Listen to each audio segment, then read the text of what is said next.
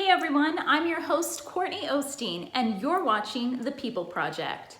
Don't forget to like and share this video with someone that you think could find it valuable. Thank you to the incredible individuals who have made this series possible. Without you, there wouldn't be a project.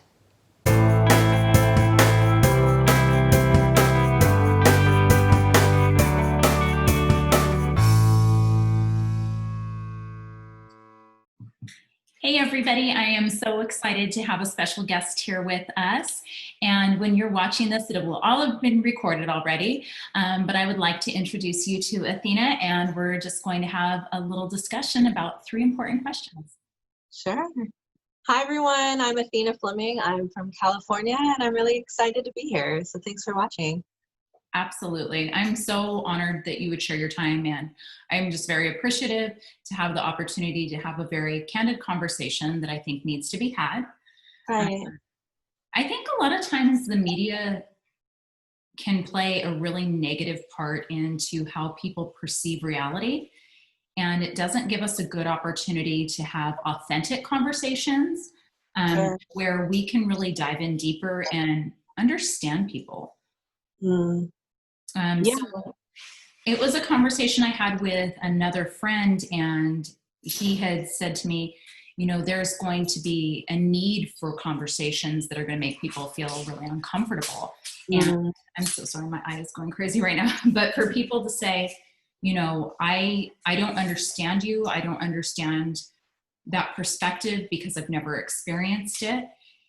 And I got to thinking, well, I'd like to be a part of the solution, but I don't know that I have any business because I'm not a Black woman.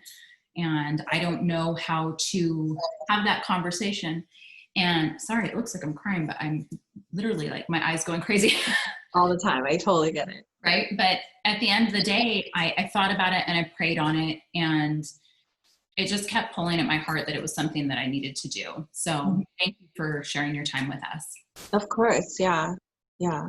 So I'm thankful too. This kind of, I feel like, you know, you and I had talked a little bit on Instagram too, in the height of all the civil unrest, and just like, we've got to do something, and how do we come together united, you know? And I'm just so happy that, you know, you literally, you came up with a solution or your piece of this puzzle. And so I'm thankful that you brought me in on this project, and excited to share. So thank you. Thank you. A little background for people who don't know, we are actually pageant sisters. And that's a really amazing way I've been able to connect with like-minded women. And I'm sorry, my children, AKA my dogs, are now going to decide to jump in too. If it was going to be a mess, it's going to be a mess. So I'm so sorry. You should bring Cowboy to the screen too. I know. I'm just waiting for him to do it too. He's like, wait, what? He doesn't like the camera, so I think I'm safe.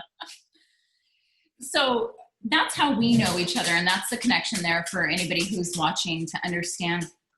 So Athena's had these 3 questions, and she's been able to look them over, and we're going to start with what your personal experience with racism has been. Sure. You know, I was thinking back about this a lot, you know, and my father growing up had given us a lot of his insight, just as being born and raised in the segregated South. And his dream for us was that we wouldn't know any better, you know. So being from Orange County, I honestly didn't think twice about race or color. Funny story, I thought for the longest time I was Filipino because I was born in the Philippines. My parents were Air Force. And so there, for me, identity was so much bigger. I was American, the end, you know. And I remember in junior high being dropped off at the mall with a group of friends. And we were shopping and trying things on. School was about to start, and so we're having fun, you know. And we all leave the dressing room, and I didn't buy anything. I didn't find anything I wanted. And as we were leaving, one of the security people stopped me and said, "Hey, I need to talk to you." And so I'm like, "Oh yeah, you know, what's going on?" And they're like, "Well, the buzzer went off, something's missing." And so they stopped me and ask me, you know, where is it? Where am I hiding it? Why did I steal? And I'm thinking like, what? I tried on a pair of jeans. I remember they were little white jean shorts. That's all I tried on. That's all I went into the dressing room with. And I went back to them, to the dressing room, like, here they are. I put it on the rack. I don't want them. They don't fit, you know. But because a buzzer went off, it had to have been me. And so finally, you know, my mom comes she comes all the way down from work. We talk to her. We look at security footage again. I wasn't even anywhere near anything, and life is good. Well, we get back to school, and the girls that I were with told me that they had all taken something. And so the whole reason why the buzzer went off is because they had stuffed their purses. And I remember going home that day and my mom sitting me down and saying, listen, you have a very different reality than your friends. Like, nobody questioned them. No one even thought, oh, why would these beautiful, you know, happy girls from Orange County, why would they take anything? But the African American, she must have had a reason to. And I remember that being my first introduction of like, life is different. And even now to this day, when I shop, and I thought about that a lot, when my friends shop, I notice they don't zip up their bags. They don't have to worry about their purses and where it's seen and being tracked on camera. I'm very purposeful with my hands, with my bags, with anything that I'm buying, because I know that it's going to come down to me versus them. And I'm not always going to win that. And so honestly, that was my very first introduction to racism, and just being kind of called out and told that I was a thief just because I look like one. And I still don't even know what that means really, you know? And so it was pretty heartbreaking. But honestly, from there, it's gone to all sorts of different places. I remember I was coming out of the library once. I had a book on hold. If you've ever read Francine Rivers, it's like, she's the best. And so, you know, I'm like ready to get this book. Everyone's talking about it. And on my way into the library, this elderly lady looked at me and said, you don't belong here. And I was thinking, like, the library, you know? And so it's like, what? Well, I'm sorry, is it closed? And she's like, go back to your neighborhood. You don't belong here. And I'm just, once again, just heartbroken. Like, what do you mean? Like, this is where I live, like, and I don't belong here at the library? Like, then who belongs here, you know? And just always those like subtle reminders. I feel like anytime I ever got comfortable and anytime I felt safe, there was always someone to remind me that, like, no, you don't belong here. And I feel like that is just the constant theme of racism. So yeah, and those were just, you know, those are small things. I've had, you know, all sorts of, you know, just those trans microaggressions, you know, comments being said. I was in the military. I'm a proud Coast Guard veteran. And I remember being up for officer, and I applied to become officer. I was enlisted. And every single person kept telling me, well, sure, you're going to get it because you're Black and you're a woman and they need to fit that quota. And I'm thinking, I have a college degree. I spoke 3 languages. I have this wealth of knowledge, but all anyone could see was, well, she'll get it because they need to fit a quota. And that also being really heartbreaking, that my shipmates who I worked with, who I served with, just saw me as this kind of quota. And so just like I said, just kind of little things like that compound. And at the end of the day, it's just those reminders, like it goes back to that lady, you don't belong here. You know, you're fitting some sort of quota, but you don't belong here. So, yeah. I can't even imagine being told those things when you have an opportunity to promote, that you're just going to fit a quota and that's why you would be considered, not based on your skill or your merit and Right. that you can offer to Right. the position. And I hear that disturbingly over and over again in these conversations that I'm having. Mm-hmm. And I don't know how we start to make the change, but I know that I want to be part of it. Sure. And I think it comes by having hard conversations that people don't want to hear. It does. And And it also it's just uncomfortable. kind of, yeah, I think also, so the part that I didn't say about the library situation is while I was walking in, someone else overheard that conversation. So before I could even answer, there was another person walking up behind me who was like, go ahead, young lady. I've got this, you know? And I could hear them talking to her. That was rude. You were wrong. Everybody belongs here. And so while that was a heartbreaking situation, there was somebody there that had my back, a stranger that had my back. And I think that that's the lesson when we say, what do we do? How do we help? It's being that stranger who has someone's back. If you hear it, if you see it, then have their back, you know? And it never became confrontational. I don't know if that lady ever changed her mind, but I was hopeful because of someone else who just said, hey, that's rude. Go away. You know, enjoy your day. Have a great day, you know, to me, and buzz off to her.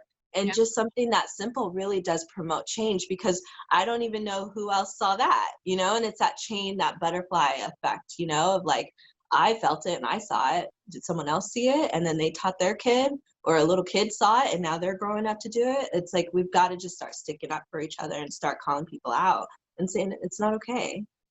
I agree. And that is just such a easy thing to do, right? Just Mm, say something like when it's not right, like this yeah, isn't acceptable, this isn't okay. We need to do better. right. And I think it's really, really important. What do you think the biggest misconception is about privilege? I think the biggest misconception is one that we don't all have it, and that it's a bad thing, right? So me, I have privilege. I am a Black woman born in the United States, in this beautiful country. Uh, I could have been born anywhere else, you know? And the fact that I am American, I am privileged. The end. I'm, like I said before, I'm from Orange County. I'm privileged. My parents worked hard. I'm privileged. I had an upbringing very different than my cousins and so forth.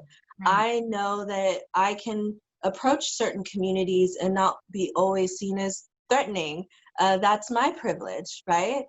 Uh, and I have to recognize that. And Right. I think that everyone keeps being told, like, oh, you have privilege, there's white privilege, there's this privilege, whatever. Yeah. But understanding that is where the conversation begins. Mm. So when I come into a Facebook comment thread, or I come into a conversation, I can take a moment and say, well, what's my privilege in this? Right. And what do I perceive the other person's privilege to be in this? And then we can have a conversation, because we already are sort of understanding each other from the get-go. But if we're just like, oh, I have no privilege, and you're like, there, it's silly. That's, everyone has a bias. Everybody has privilege. Right. And it's not bad. It's recognizing your privilege Mm-hmm. that begins to make change and begins to bring people together. So like I said, I've broken it down for you. Those are my privileges. So if I have someone who I can watch a video and they're like, oh, you know, they were resisting da da da, then I can say, well, I understand that they grew up in a community that was different than mine, right? Or a lot of people get on me because I'm a big volunteer with this group called Operation Gratitude. We send care packages and thank our first responders, our police officers, our military, so forth.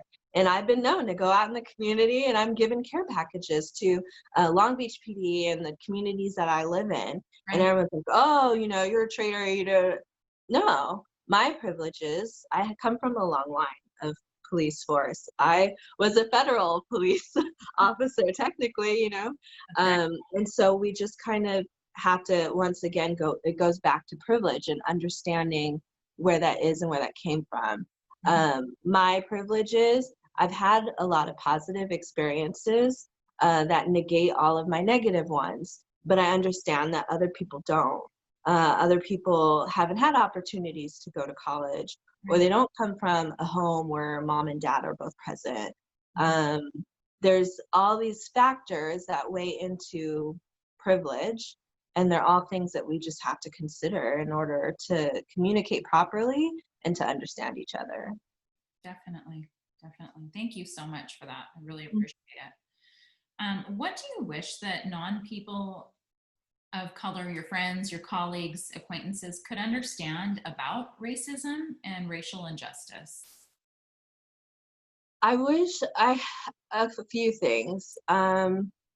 One, I think there's a big thing with like headlines these days, Mm-hmm. and we read the headline and we stop. We don't go, Yeah.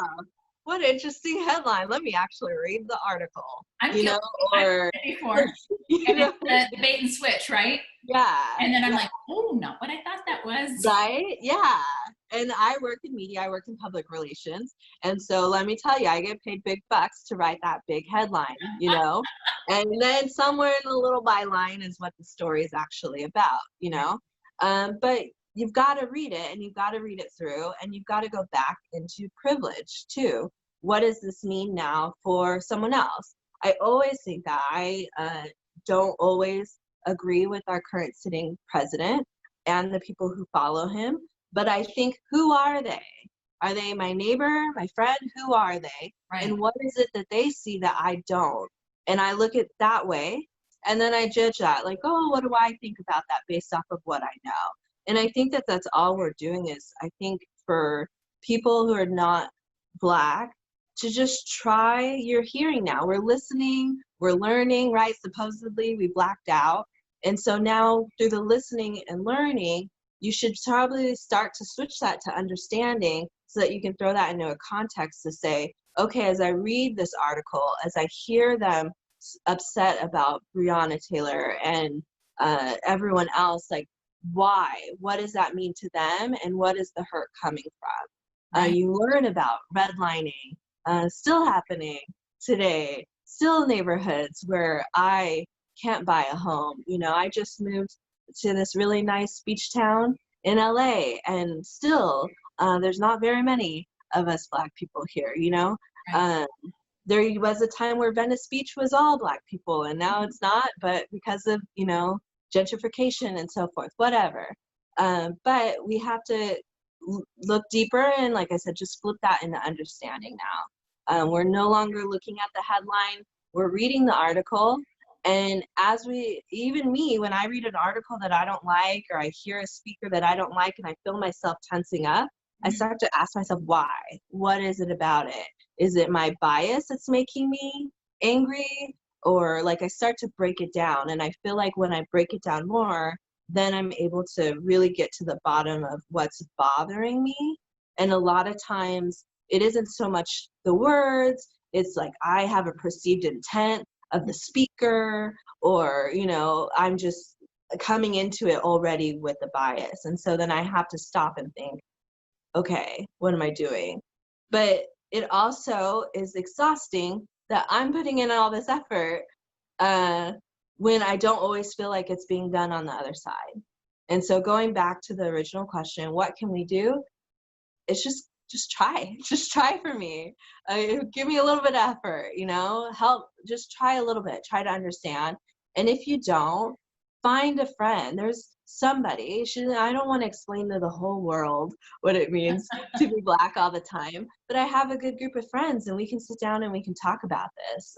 My best friend is, she loves this current president, and we have lots of discussions, and sometimes we say, hey, for the sake of our friendship, let's stop this conversation right now and return to it, but we can still at the end of the day say, we're best friends and I respect you, and let's dig deeper, and she understands me, I understand her, and we're open to change. And so that's the second part of that.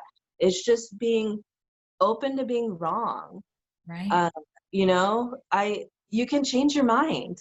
It's okay. And I think that that's a part of education, like I'd be like, the earth is flat. And then I go to school and they're like, actually, no, it's round and it orbits around the sun. I'm like, oh, shoot, I didn't know that. But could you imagine if we were like, no, I know better, professor. Like the world is flat and you're just stupid. Like, why? And I laugh because it's true. I mean, so many people just believe in one way. And I think right. the best I've ever got out of relationships is by digging deeper. Right. And trying to seek understanding, right? Like I will never understand certain things. Like I'll never understand what it's like to be a man. I'm not a man. Right. You know, Right. I will never understand what it's like to have bias against me on purchasing a home. And I talked about redlining with somebody else who's in this series, and I'm a realtor, and I shared with him, like, I've fired a client before who asked me not to put them in a Black neighborhood, but they didn't use those exact words at the beginning. And I Sure. kept trying to say, oh, help me understand. I don't quite understand what you're saying. And they're like, well, you know, we want to be in a good neighborhood. Okay. Mm. Are we looking for a specific school district or within walking distance of Target, or what are we looking for? Right. You know what we mean, Courtney. And I'm like, I'm so sorry. I don't, help me understand. What are we looking for? We just want to make sure that we're not in a high crime area. Great. You need to contact your local police department to get exact statistics. I'm not a resource for that. I'm not licensed in that, but I can share school districts with you and opportunities for walking distance for shopping and eating. And they go, we don't want to be in a Black neighborhood. And I was really taken aback at my ignorance, even that people think that way, right? And I said, I don't think I'm the right agent for you. I just don't think we see the same type of vision for what you're looking for. So we're going to have to call it a day. And I mean, they were thoroughly offended. And I thought, boy, I mean, I'm not allowed to do anything called steering, but I'd steer you away from my neighborhood, because if that's who you are and you're like checking boxes, like, do only these type of people live here? Do only these type of cars get driven in the neighborhood? And do only these type of races and this type of monetary yearly annual, or I can't even talk, annual earnings, you know, then I don't want any part of it. I mean, we should start and finish with the same type of requirement, right? When it comes to home purchasing process, when it comes to another person I was interviewing talking about getting a loan and just not getting a loan because he was Black. That had nothing to do with credit score. Nothing. He was They used to automatically add points. Yeah. They would just add points to the top of loan applications. And it made it that much harder. It used to be written in federal loans. Right. This loan can't go to a Black person. Right. You know, it just, it was there. It was built and created, you know? So now when my mom goes to college, we can't be like, oh, that Title IX baby, you know, or whatever. Right. Or when I try to become an officer, you can't be like, oh, because she's like, no, for years, you held us back for that same reason. And it's like Maya Angelou, still I rose, right? And so I'm not asking for anything. I don't want anything back. Nobody owes me anything. But let me thrive, you know, and let me dream in ways. Like I was thinking the other day, like I don't even know how to dream the same way as like another white woman, because my life has taught me, you know, to be okay, like to survive almost, you know? And so when I think, I originally went to school for journalism, I'm public relations, right? But when I first started out, I remember I had a professor, an advisor tell me it's going to be a lot harder for you. Every reporter, every broadcast journalist starts off in a small town, and they have to earn their way up from there. And small towns are slim pickings for an African-American woman. And, you know, you're a good writer, you're smart. Have you considered public relations, you know? And I think that like I said, I didn't know how to dream. There was no one saying like, you can do it, because the reality for my parents is actually, you can't. So when someone's giving you this advice, let's take it. And your dream is to be employed, to have a nice life, to buy a home where you can, and go from there. Your dream can't be to beat all odds. You can't be anything you want to be, because actually you can't. It's almost proven more than the opposite. And so our dreaming is different in our culture. And I think that that's one of the beautiful things about this movement is I feel like for the next generation, we are going to be able to help them to dream a little bit bigger. You know, my dad's dream for me was that I wouldn't live in the segregated South. Check. Good job, Dad. You know, my dream now for my nieces and nephews is that they get to dream. You know, if my niece wants to be on Broadway, dream. You know, I'm not going to tell her, okay, be prepared for that back chorus role. Right. You know, I'm telling her, no, get on it, practice, do it, dream. And it's just, you know, I hope so. But it also comes back to, once again, us being open and understanding and knowing the things that have kind of set us back. And it's a hard thing to look at, and it goes to privilege, but also privilege isn't anyone's fault. It's all by chance, you know. You can be Prince Harry, you have privilege. Prince Harry didn't do anything special to get that, you know. He's got it. Meghan Markle, you go girl, right? Yeah, you got it. But you still have to understand the gift that you've been given, and then now it's up to you what you're gonna do with it. And yeah. Absolutely. You've said so many things that make me cringe, at the same time make me excited for what the future holds, if that makes any sense, because it's a complete oxymoron. Yeah. But thinking like one of your wish for your nieces is if they wanted to be on Broadway and be that star instead of the backup. I mean, think it wasn't that long ago when we had our first Black ballerina principal role. Yeah. And ignorantly on my side, I thought, that couldn't be possible. Yeah. That couldn't be possible. So then I started researching and researching. I thought, why? And you can't tell me because there was no woman that couldn't fill that role. And you can't tell me there wasn't a woman that did an audition for it that wasn't better than another principal. But it takes people that are casting directors, people that are CEOs, that give everyone the same opportunity across the board. People that are lenders, and you have to have the same scale for everybody, no matter what it is. Yeah. And I don't understand why there's this secret unwritten rule that, well, this is the mile marker if you're white, and this is the mile marker if you're not. Right. And it just doesn't make sense. I mean, we were talking about crime in one of the other interviews that I did, and same crime, different charge. Right. And it's like, how is that even a possibility? It's just, it should be plain and simple. Like, it's this for this and that for that. Right. You know, if you're the best candidate for the job, you get the job. If you're the best dancer for the role, you're the lead. Exactly. If you're the best singer, you're the lead. Yeah. And I think we're seeing that more, you know, we're pageant sisters, and we're seeing that a lot more these days in the pageant community, where it's like, you know, the girl with the full package is getting the crown, you know, or she's winning. And so I think that we are moving in that direction. But then you also look at, you know, it wasn't until 2 years ago that they started making pageant shoes in all colors. They would say, this is your nude shoe, you know, and I'm like, that's not nude on me. And I remember we would literally have to spray paint those tippy tops to make it match, you know. And finally a designer said, hey, wait, let me make some shoes for everybody. And so now we start to see a rainbow. And same with the ballerina shoes, you see a rainbow of shoes, you know. But it takes that too. And nude undergarments were a thing available, and I thought, I know that that's not nude on my Black girlfriends. I mean, come on now, like, that just is asinine to me that we even have to be that behind.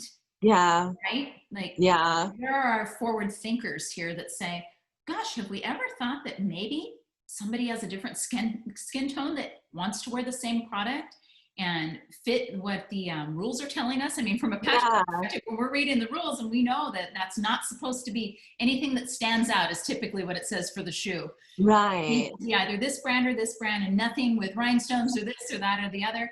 I mean, what a basic, silly thing to compare to, but what a perfect analogy for life. Like, well, it's not the same because you don't offer it for everyone. Right. So yes, I'm going to stand out if I don't spray paint or put makeup on my shoes backstage.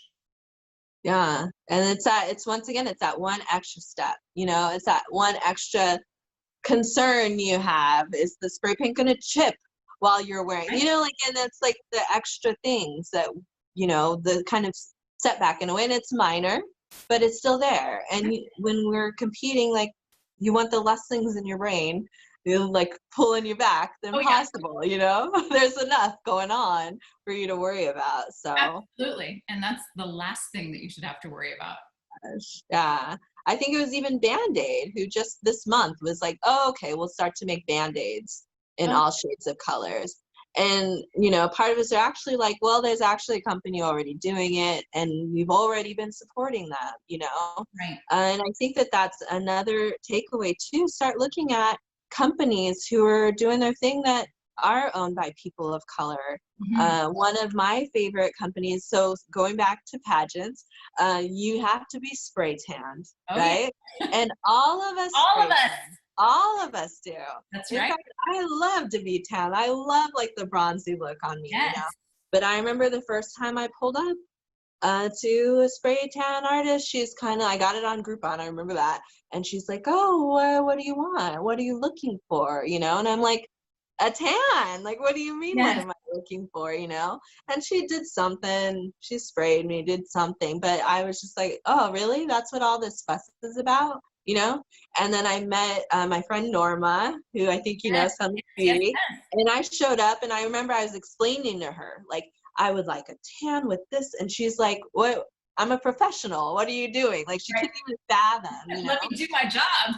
Right, right. But here you have now, like, I go to a person of color, she's a person of color, woman, Mhm. business owner, and I'm supporting local. And I think that that's what we need to start thinking about doing too as we move forward. There are a lot of businesses just like that you probably didn't think twice about, that could use the support, especially right now with, you know, COVID and everything else going on, but also really deserve it.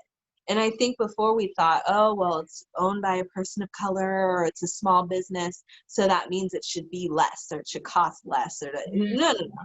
Give them what they're owed and support. And I bet you'll be so surprised and you're going to love it, you know? And now she's the only person who touches my body, you know? And I just show up and I'm like, spray me, you know? It's Right. awesome. Yeah. But I think that we should be doing that more as a community Yes. and supporting more. You know, we're like, oh, I love barbecue. Well, who makes barbecue in your community? That's Is right. it, you know,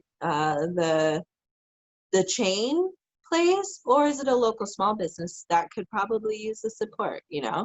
And we start to kind of look at that too, and how we grow together. So I think that was another great conversation that I had was talking about Black-owned businesses mhm. and how the Black dollar used to be circulated within the business community so much longer. And Mm, it was really eye-opening to understand what that meant for Black business owners mm, and keeping a dollar in the community longer and what that does for the community and how it strengthens the community. And it allows more opportunities mm. for young entrepreneurs to say, you know what, I could do that too because I Right, saw Athena do it. I saw someone right, do it. And I can do it too because they've been successful in having right. return business over and over and over again. And I love supporting a mom and pop over a giant corporation. I mean, don't get me wrong, I love me some Lucille's when I can't get Right, my favorite right. barbecue, which is Yeah, in Georgia and not here in California. Or there's this great place in Texas too with a pit master. But nice. supporting local people, because when you do that, you're supporting the little girl who they have at home who wants to go to ballet, Right, supporting their kid who wants to go to engineering camp. And right. it's so different because you're touching them on a direct impact level and Hmm. in turn giving them better opportunities for their family, which I think Yeah. is really, really cool. Right. It's that whole introduction to something new too, you know, because maybe they started off making soaps in their kitchen, you know, and Yeah. then now business is booming and they've got to learn about distribution. They've got to learn about where they've got to grow, right? And Yes. it gives opportunity for that. But then it also gives opportunity for the next door neighbor to be like, oh, what? What is distribution? What is this? And we get to learn and grow too. I think that access to knowledge, and it goes back to dream. My dreams are different, right? Because Right. I don't even know what to dream. I Right. don't, there's a huge disparity. They talked about kids in poor neighborhoods and also minority neighborhoods, and their vocabulary by the age of 10 is like maybe like I don't know the full thing, so I'm gonna say 5,000 words, right? But when you have wealth and you have a lot more access, then now you're doing like 5 million words. And so there's like a difference between all of that, and that affects how we dream. And so I remember it wasn't until after college and I started learning about design and I started looking at buildings and thinking like, man, that's a really cool thing. What is that? And they're like, oh, an architect. And I'm like, man, if I would have known what an architect was growing up, like, man, I would have been a totally different person right now. I would have loved to have done that, you know, and things like that. And so I think that that's a huge thing as far as access. Our kids don't know how to dream. They don't even know what to dream. And so making that available and open to them. And so if you are also trying to figure out how do I help impact communities, then that's a great way to do it too. Volunteer. Go to career fairs. Do you have a unique job? Go tell them about it. Be there. You know, they probably don't know what a realtor is. Go tell them what it, you know, like talk about home buying and the things you need to do right now to get the good credit. And, you know, like there's lessons that need to be learned. And it comes from a community. It's you know, it takes a village to raise a family. But when your village only knows the village, then you're only going to know about the village, you know? And so you need all these outsiders to come in to help this thing grow and to help people dream bigger and also to, you know, bring everyone together. So definitely. So I know I told you there was only 3 questions, but your dream makes me think of something. So what then could I do to help, or somebody like me do to help to give or teach opportunities to dream? Like how would that even work? I think it's, like I said, there's plenty of opportunities. There's a lot of after school programs. There's a big thing now with the Girl Scouts too that I love, where they're building more Girl Scout troops and communities that are underrepresented. I'm a Girl Scout. I happen to do it from kindergarten all the way to counselor.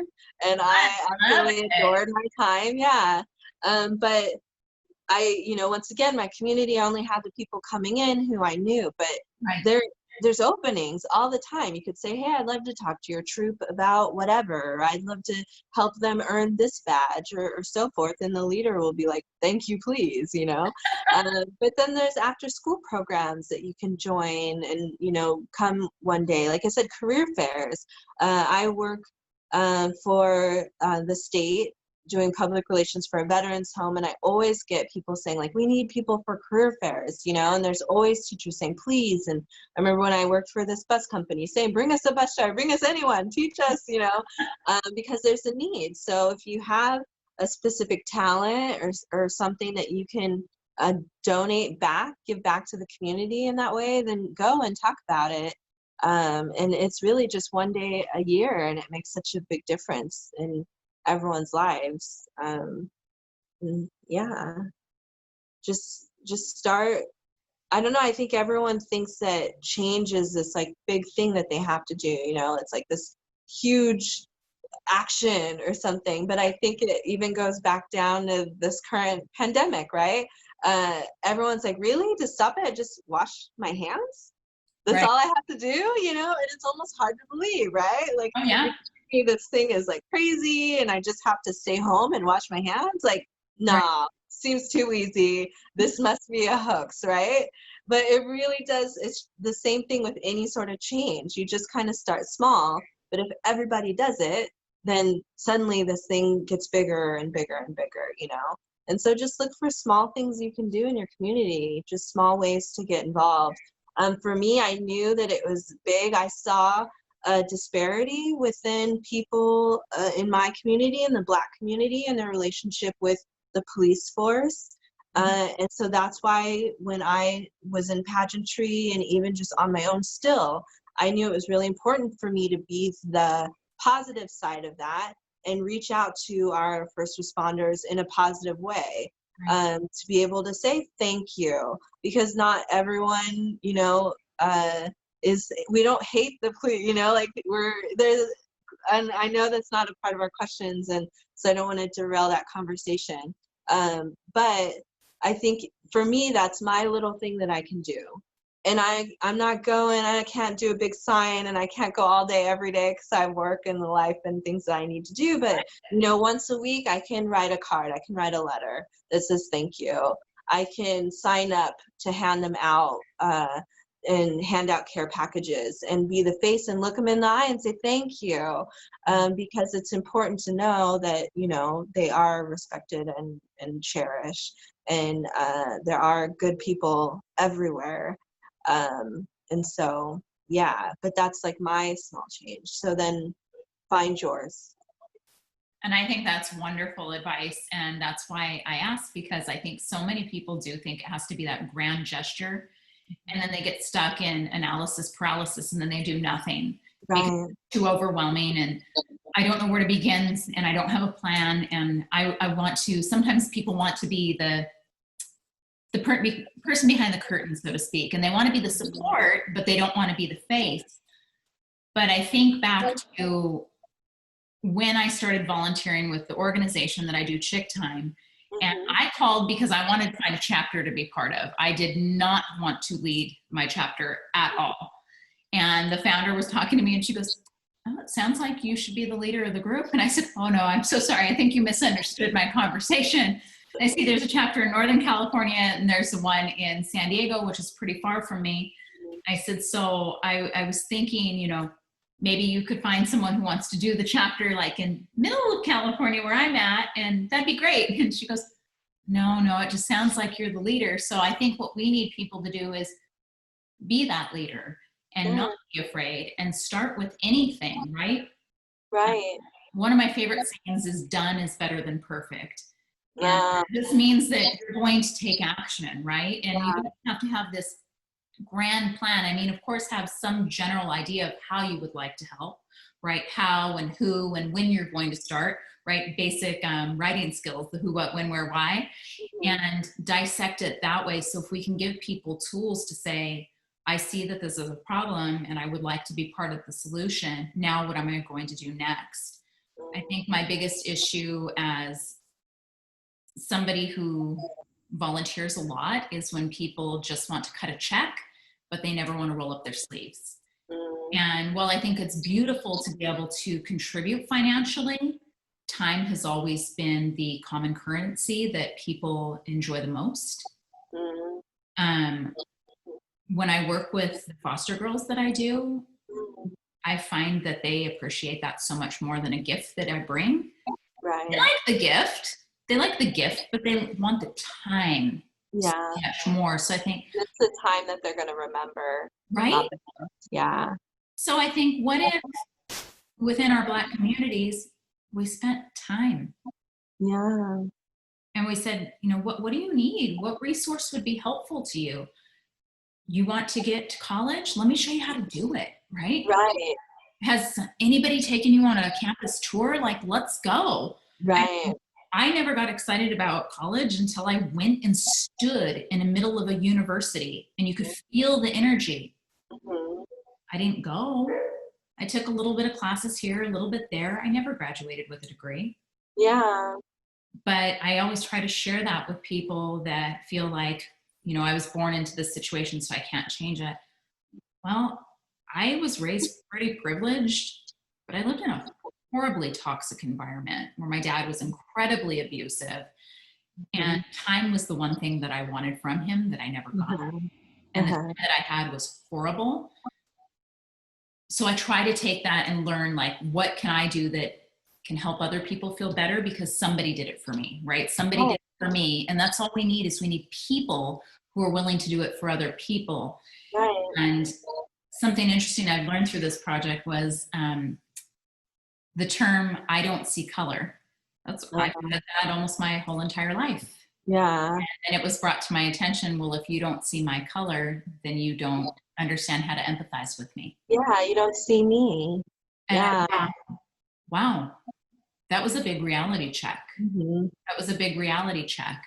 Yeah. And I think I thought of it as being labeling Sure. and discriminatory. Right. And so learning together makes it just so much easier Yeah. to communicate with one another, and we learn what we need from each other, right? Yeah. I think the only time that becomes labeling or discriminatory is when you start using it as a qualifier, right?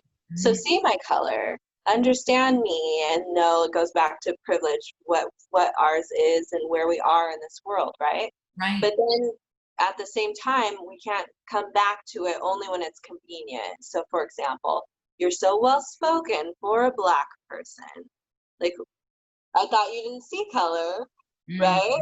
But good, you're right, I'm Black, but why am I well spoken for? Why am I pretty for a Black person? Mm.